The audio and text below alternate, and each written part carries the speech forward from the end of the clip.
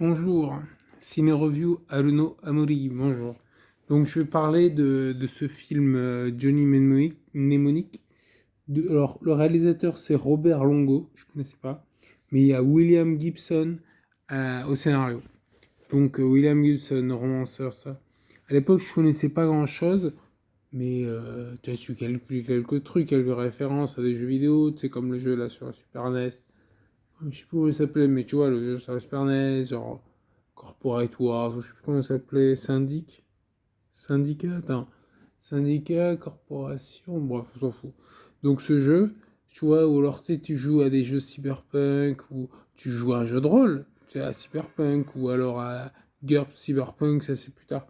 Mais tu vois, et là, t'as Keanu Reeves, acteur principal, qui joue le rôle donc de Johnny Mnemonic, le mec qui, en fait, il se fait mettre des implants dans le cerveau.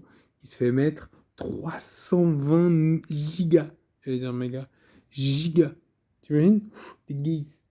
Donc, Keanu Reeves, il y a Dolph Lundgren. Le cast est génial. Il y a bon, Takeshi Kitano.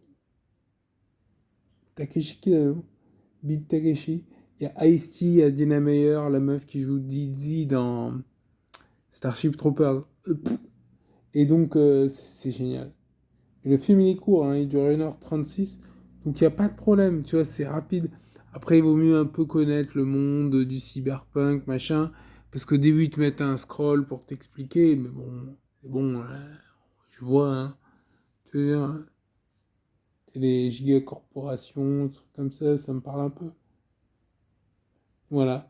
Donc, c'est un film, c'est ça, Canado-américain de 95. Tu vois. Donc, à l'époque, bon, moi, je l'ai pas vu au cinéma.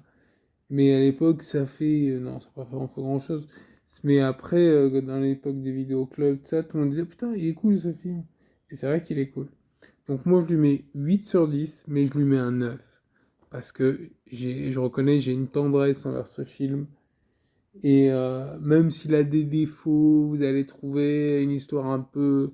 Tu vois, les effets spéciaux, mais c'est cool justement. Tu vois, le côté genre le monde de l'an 2000 tel qu'imaginé dans les années. Tu vois, peut-être pas dans l'an 2000, mais genre, tu vois, c'est censé se passer en 2020, sauf que c'est fait en 95, tu vois. Et franchement, les graphismes, tout ça, c'est vraiment sympa. Euh, C'est old school, quoi. Et puis, tu sais, tu sais, quand t'as joué à des jeux de rôle un peu comme ça, tu vois très bien, genre, les Black Ice, tu vois, les systèmes de sécurité, toi, t'es un hacker, et donc t'as presque des pouvoirs presque magiques, tu vois. Enfin, franchement, j'aime beaucoup ce film. Il est très sympa. Il y a Ice-T aussi, ouais. Ça, je l'ai dit, je crois. Il y a qui d'autre?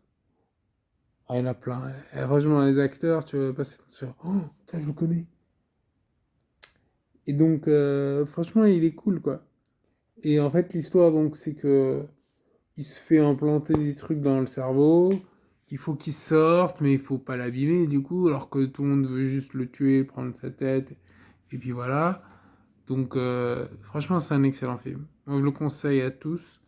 Peut-être pas pour les plus jeunes, mais il y a un peu de violence, quoi. Tu vois, on se rappelle tous, c'est de la scène où le mec il se fait découper en morceaux.